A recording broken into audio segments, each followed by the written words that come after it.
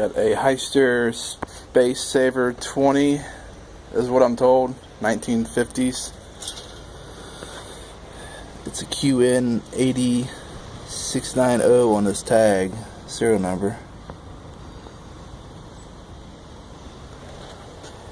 But I type in QN-20 and it comes up with them, and who knows. But the problem is, well, it's got this big ass Wisconsin air-cooled engine in it.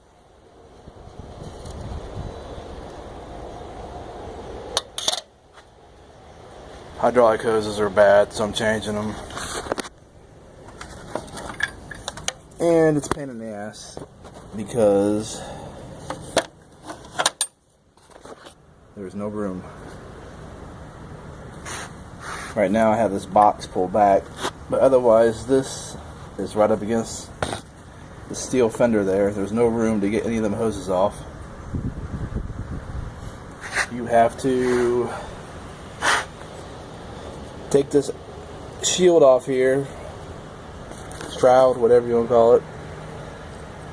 Take the 3 bolts of the starter. You have to take the shield off to get that top bolt of the starter out, because you'll never get to it because it's up in there. Because this right here smacks the starter and it won't let it slide back far enough. Take that bolt out, loosen your pulley up on your hydraulic pump, and you can see how far back that whole tank and assembly slid. You got the pump, the tank, the valves, it's all connected. Just slide it all the way back. That's as far as it goes, because right now it's hitting this. But that's plenty enough room to get them hoses off. I still have to use a crow's foot, but that's the only way. It's a bad design, pain in the ass, but I got them off. Like I said, if you loosen these two up, try to slide this back, you still won't have enough room because that hits the starter, that valve body. So you have to take the starter off. The starter has 3 bolts.